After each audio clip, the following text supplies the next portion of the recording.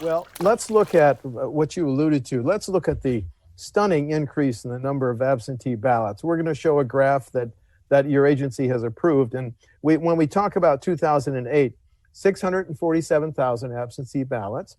When we go to 2012, 664. So that's pretty stable. But then when we went to 2016, 819,000 absentee ballots.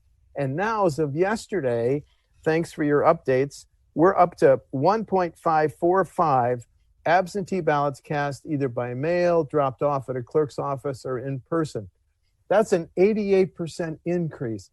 My question, what percentage of that 88% increase in the number of absentee ballots do you think should be attributed to the COVID-19 pandemic? Most of it, or a very significant part of it?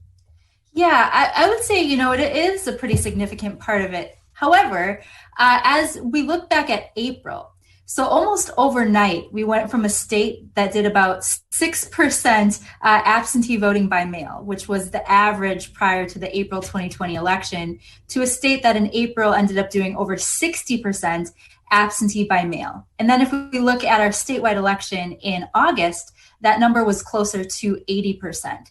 And so I think, especially as we look earlier in this year, it was certainly as a result of the uncertainty and the state and status of the pandemic.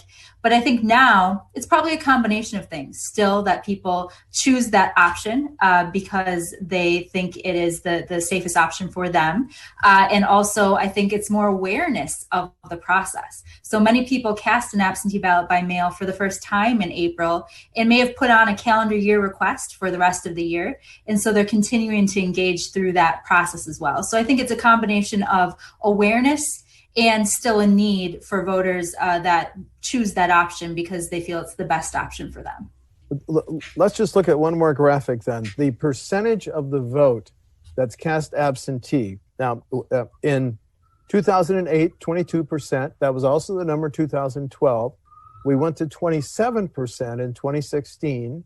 But now, when you have 3.661 million registered voters, 1.54 have already cast their absentee ballots either in person or by mail.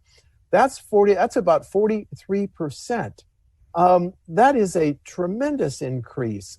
We have the most decentralized voter election system in the nation.